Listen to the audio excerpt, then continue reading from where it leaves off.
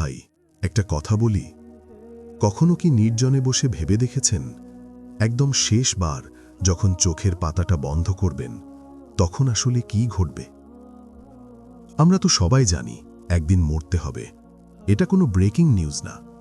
ছোটবেলার বইতেও পড়েছি মানুষ মরণশীল, কিন্তু আমরা যেটা জানি না, বা সত্যি বলতে যেটা নিয়ে ভাবতে গেলে আমাদের বুকের ভেতরটা ধক করে ওঠে, কলিজাটা কেঁপে ওঠে, তা হলো মৃত্যুর ঠিক পরের মুহূর্তটা, সেই প্রথম সেকেন্ডটা। একটু তাকান তো আপনার চারদিকে। আজ আপনি আপনার সেই নরম বিছানায় শুয়ে আছেন, মাথার উপর ফ্যানটা ঘুরছে শো শো শব্দ করে, হয়তো এসি চলছে, রুমটা ঠান্ডা, পাশে আপনার সবচেয়ে প্রিয় মানুষটা শান্তিতে ঘুমাচ্ছে। জীবনটা কি সুন্দর, তাই না? কত গুছানো, কত পরিকল্পনা।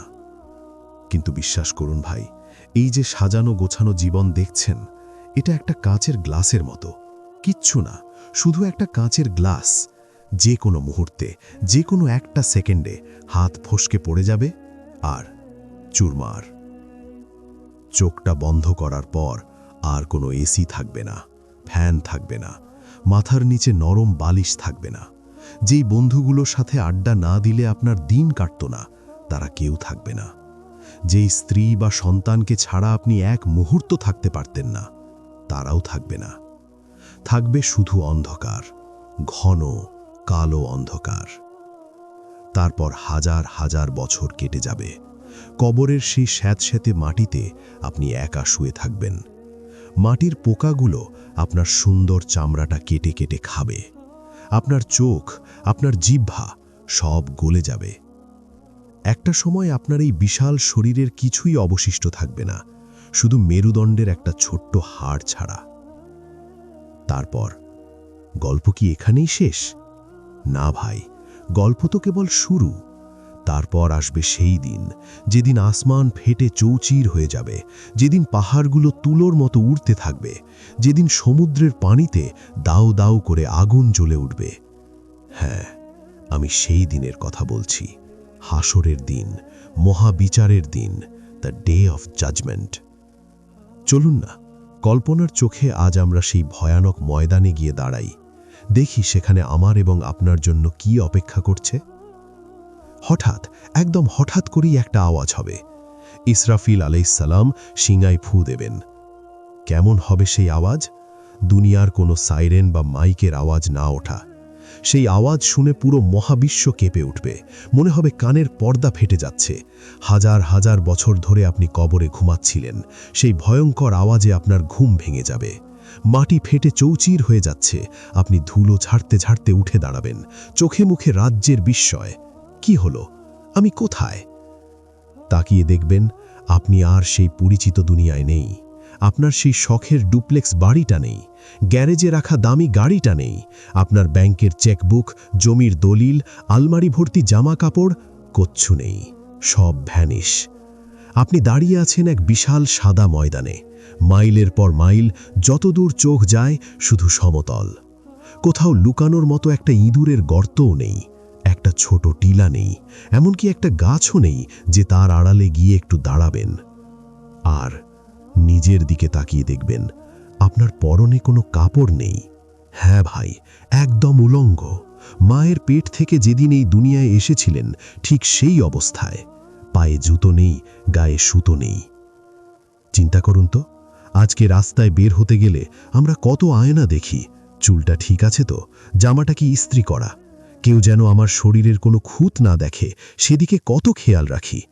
অথচ সেদিন কোটি কোটি মানুষের সামনে, আদম আলাইহিসসালাম থেকে শুরু করে শেষ মানুষটা পর্যন্ত, সবার সামনে আপনি বিবস্ত্র হয়ে দাঁড়িয়ে থাকবেন। মা আয়েশা রাদিয়াল্লাহু আনহা এই কথা শুনে ভয়ে কেঁপে উঠেছিলেন। তিনি রাসূল সাল্লাল্লাহু আলাইহি ওয়াসাল্লামকে জিজ্ঞেস করেছিলেন, হে আল্লাহর রাসূল, নারী পুরুষ সবাই উলঙ্গ থাকবে? কেউ কি কারো দিকে তাকাবে না? কি লজ্জার বিষয়! রাসূল কি উত্তর দিয়েছিলেন জানেন? তিনি বলেছিলেন, আয়েশা, সেদিনের পরিস্থিতি এতটাই ভয়াবহ হবে যে কেউ কারো দিকে তাকানোর হুঁশটুকুও পাবে না। সবার চোখ থাকবে আকাশের দিকে, ভয়ে চোখগুলো বড় বড় হয়ে যাবে, বুকের ভেতর কলিজাটা লাফাতে লাফাতে গলার কাছে চলে আসবে, মনে হবে এই বুঝি প্রাণটা বেরিয়ে গেল। সবার মুখে শুধু একটা কথাই জপতে থাকবে, ইয়া নফসি, ইয়া নফসি। হায়, আমার কি হবে? আমি কি মুক্তি পাব, নাকি আজকেই ধরা পড়ে যাব? এখন একটু ভাবুন তো, আজকের দিনের কথা। যখন বৈশাখ জ্যৈষ্ঠ মাসে দুপুর 12টায় আপনি রাস্তায় বের হন, কেমন লাগে?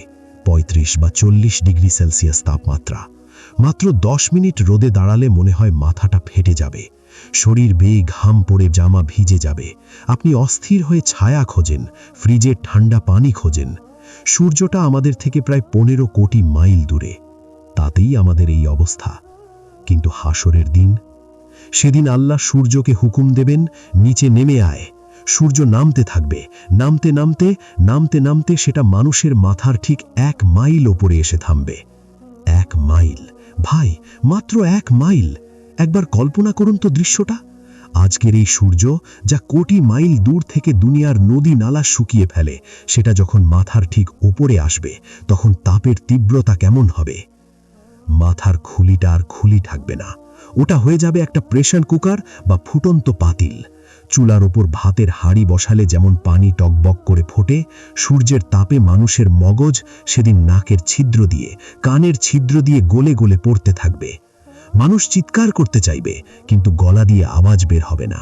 গরমে জিহ্বাটা শুকিয়ে মুখের ভিতরটা আঠালো হয়ে যাবে। আজকে আমরা সানস্ক্রিন মাখি, ছাতা ব্যবহার করি, সানগ্লাস ব্যবহার করি, কিন্তু সেদিন কোনো ছাতা নেই, কোনো শেড নেই, কোনো গাছ নেই। আপনি কি মাটির দিকে তাকাবেন, মাটিতে একটু বসবেন? সম্ভব না ভাই, কারণ সেদিন মাটি হবে তামার তৈরি, আর নিচ থেকে জাহান্নামের আগুন সেই তামা গরম করে টকটকে লাল করে রাখবে। রুটি ভাজার তাওয়া যেমন গরম হয়, মাটি হবে তার চেয়েও গরম।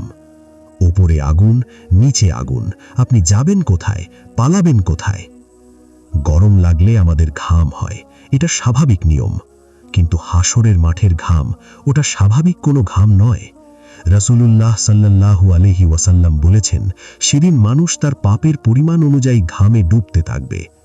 আজকের এই দুনিয়ায় আমরা কত দামি ডিওডোরেন্ট ব্যবহার করি, পারফিউম মাখি, যাতে গায়ের গন্ধ কেউ না পায়, নিজেকে কত ফ্রেশ রাখি। কিন্তু সেদিন আপনার শরীরের ঘাম হবে পচা মরা লাশের চেয়েও দুর্গন্ধযুক্ত, নর্দমার পচা পানির মতো গন্ধ। আর সেই ঘাম মাটি চুষবে না, কারণ মাটি তো তামার। ঘাম জমে জমে সেখানে বন্যা হয়ে যাবে। দৃশ্যটা একবার নিজের চোখে দেখার চেষ্টা করুন। কোটি কোটি মানুষ দাঁড়িয়ে আছে, ঘেঁষাঘেঁষি করে, তিল ধারণের জায়গা নেই, গায়ে গা লেগে আছে। প্রিয় ভাই ও বোনেরা, গল্পটা এখনো শেষ হয়নি। এটা তো কেবল ট্রেলার ছিল। সূর্যের তাপ আর পিপাসা তো মাত্র শুরু। এরপর শুরু হবে আসল বিচার, যখন আমলনামা উড়তে থাকবে, কারো ডান হাতে, কারো বাম হাতে। যখন মিজানের পাল্লা বসানো হবে, যখন জাহান্নামের উপর দিয়ে পুলসিরাত পার হতে হবে, যা চুলের চেয়েও চিকন আর তরবারির চেয়েও ধারালো। সেই রোমহর্ষক দৃশ্যগুলো কি আপনারা শুনতে চান? জানতে চান পুলসিরাতে কার অবস্থা কেমন হবে? কে বাতাসের বেগে পার হবে, আর কে কেটে টুকরো টুকরো হয়ে নিচে জাহান্নামে পড়বে? সেদিন মানুষ পিপাসায় কাতর হয়ে যখন এদিক ওদিক ছুটছে, ঠিক তখনই এক প্রলয়ঙ্করী ঘটনা ঘটবে। আমরা যে আকাশটাকে এখন দেখি, কি সুন্দর নীল, তাই না? মাঝে মাঝে সাদা মেঘ ভেসে বেড়ায়। কিন্তু হাসরের দিন এই আকাশটা আর নীল থাকবে না। হঠাৎ করেই এক বিকট শব্দে আকাশটা ফেটে চৌচির হয়ে যাবে। পবিত্র কোরআনে আল্লাহ বলেছেন, আকাশ সেদিন লাল চামড়ার মতো বা গলিত তেলের মতো হয়ে যাবে। দাউ দাউ করে আকাশ জ্বলবে। ভেবে দেখুন, আমাদের মাথার উপরের ছাদটা যদি ভেঙে পড়ে, আমরা কতটা অসহায় বোধ করি। আর সেদিন মহাকাশ ভেঙে পড়বে। সেই ফাটল দিয়ে দলে দলে হাজারে হাজারে ফেরেশতারা নামতে থাকবে। তারা সারিবদ্ধভাবে দাঁড়াবে। তাদের চেহারা হবে ভাবলেশহীন, গম্ভীর। তাদের হাতে থাকবে আগুনের চাবুক। আর তারপর আসবেন মহাবিচারক, রাজাধিরাজ, মহান আল্লাহ রব্বুল আলামিন। সেদিন আর কোনো নাস্তিক থাকবে না। সেদিন কেউ বলবে না আল্লাহ নেই। সবাই সচক্ষে দেখবে তার ক্ষমতা। যখন আল্লাহ আরশে আজিমে সমাসীন হবেন, পুরো হাসরের মাঠ নিস্তব্ধ হয়ে যাবে। পিন পতন নীরবতা, কারো টু শব্দ করার সাহস নেই। যে নেতারা দুনিয়াতে হুঙ্কার দিত, মাইক ফাটিয়ে ফেলত, ভয়ে তাদের গলা শুকিয়ে যাবে। সবাই চোরের মতো মাথা নিচু করে দাঁড়িয়ে থাকবে। এরপর শুরু হবে আমলনামা বিতরণের পালা। ভাই, বুকে হাত দিয়ে একটু মনে করুন তো, আপনি জীবনে গোপনে কি কি পাপ করেছিলেন? দরজা জানালা বন্ধ করে মাঝরাতে কম্বলের নিচে শুয়ে মোবাইলের স্ক্রিনে কি দেখেছিলেন? কোনো অশ্লীল ভিডিও? অফিসে বস যখন ছিল না তখন ফাইলের আড়ালে কি দুর্নীতি করেছিলেন? মানুষের অগোচরে কাকে গালি দিয়েছিলেন? কার হক মেরে খেয়েছিলেন? আপনি হয়তো সব ভুলে গেছেন, মনে করেছেন কেউ তো দেখেনি, ডিলিট তো করে দিয়েছি। কিন্তু সেদিন দেখবেন আসমান থেকে পাখির মতো হাজার হাজার বই উড়ে আসছে।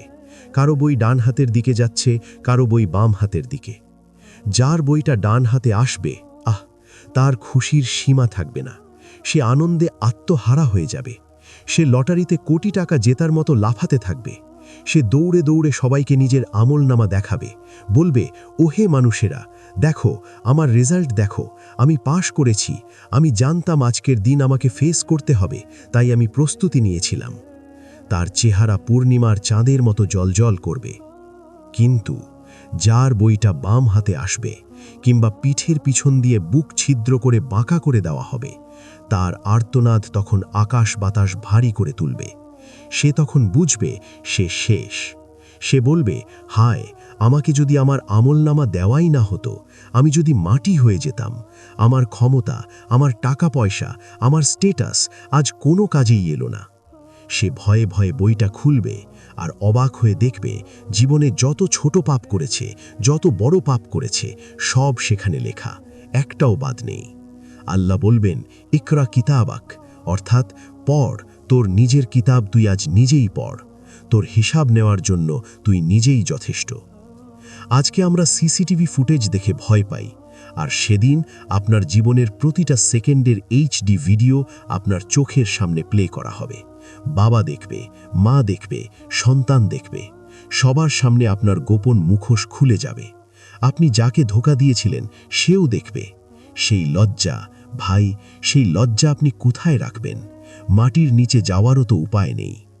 আমলনামা পড়ার পর ডাক পড়বে মিজানের পাল্লায়। এমন এক বিশাল দাঁড়াপাল্লা স্থাপন করা হবে, যার এক পাল্লায় আসমান জমিন সব ধরবে।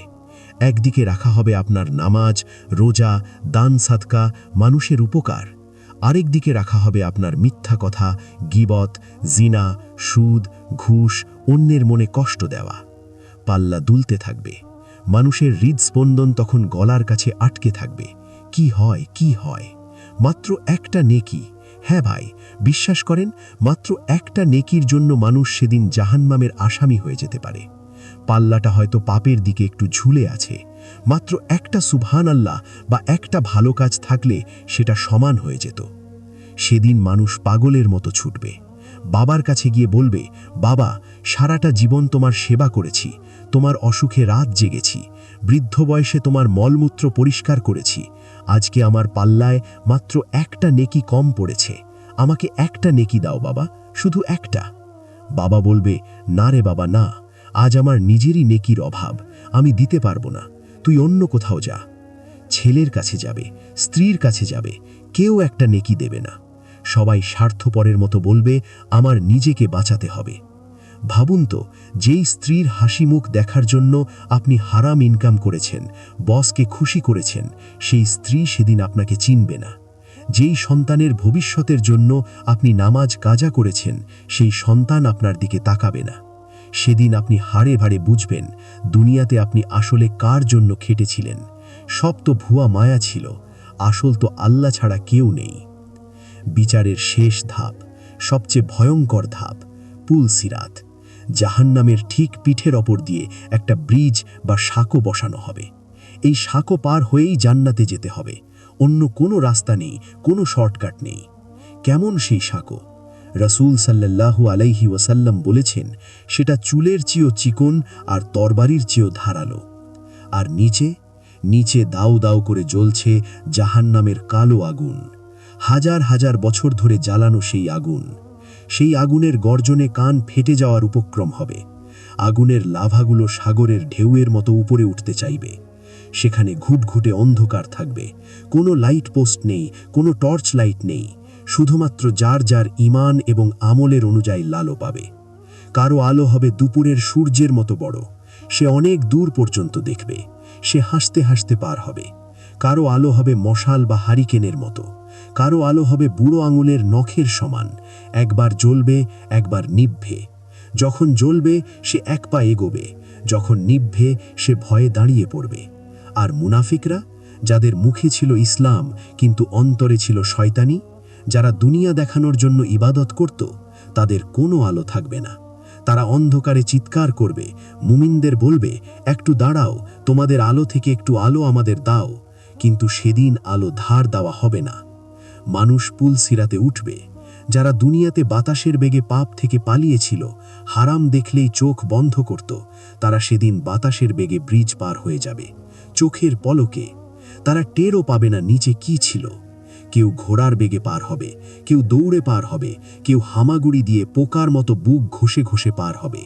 তাদের হাত কেটে যাবে, পা কেটে যাবে, শরীর রক্তাক্ত হবে, তবুও তারা বাঁচার চেষ্টা করবে। আর পাপীরা? ব্রিজের দুই পাশ থেকে বড় বড় লোহার হুক বা আংটা বের হয়ে আসবে। কাঁটাযুক্ত সেই হুকগুলো পাপীদের শরীর গেঁথে ধরবে, মাংস খুবলে নেবে। কারো পা কেটে যাবে, সে টাল সামলাতে না পেরে চিৎকার করতে করতে নিচে পড়ে যাবে। কোথায় পড়বে? সরাসরি জাহান্নামের অতল গহ্বরে। পড়ার সময় তাদের সেই আর্তনাদ, বাঁচাও বাঁচাও, আমাকে ধরো, কিন্তু শোনার কেউ থাকবে না। মায়ের চোখের সামনে সন্তান নিচে পড়ে যাবে, সন্তান দেখবে মা পড়ে যাচ্ছে, কিন্তু কেউ কাউকে ধরতে পারবে না। নিচে আগুন তাদের জন্য ক্ষুধার্ত বাঘের মতো অপেক্ষা করছে। পড়ার সাথে সাথে আগুন তাদের গ্রাস করে নেবে, চামড়া পুড়ে কয়লা হয়ে যাবে, আবার নতুন চামড়া গজাবে, আবার পুড়বে। অনন্তকাল ধরে চলতে থাকবে এই শাস্তি। কিন্তু ভাই, ভয়ের গল্পের শেষে একটু আশার কথাও শোনাই। যারা রক্তাক্ত হয়ে হামাগুড়ি দিয়ে হলেও কোনো মতে পুলসিরাতটা পার হতে পারবে, ওপারে পা রাখার সাথে সাথেই তাদের সব কষ্ট শেষ।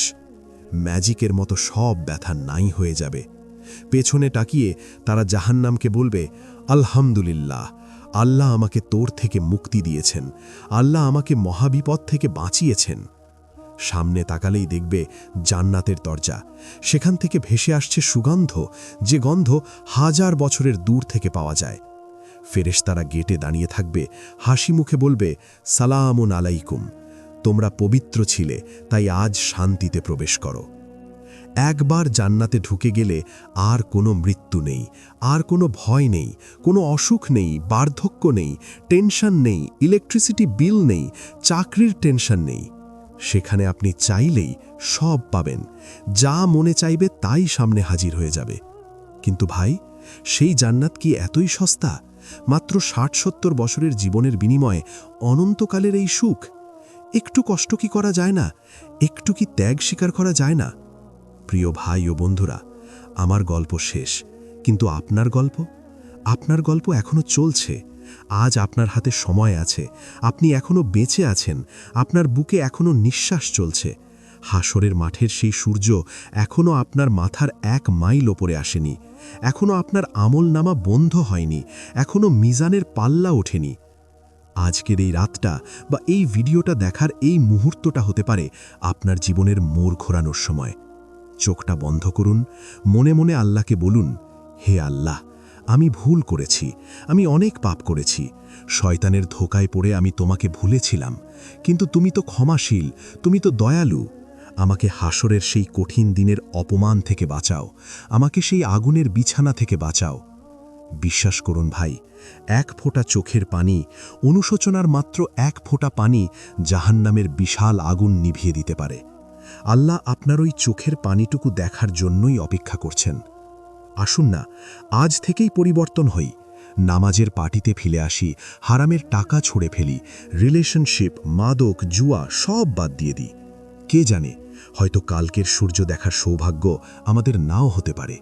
হয়তো আজ রাতেই মালাকুল মাউত আমার শিয়রে এসে দাঁড়াবেন। মৃত্যু আসার আগেই মৃত্যুর প্রস্তুতি নিন। আল্লাহ আমাদের সবাইকে হাসরের কঠিন মুসিবত থেকে রক্ষা করুন, ডান হাতে আমলনামা নাসিব করুন এবং বিজলির বেগে পুলসিরাত পার হওয়ার তৌফিক দিন। আমিন ইয়া রাব্বাল আলামিন।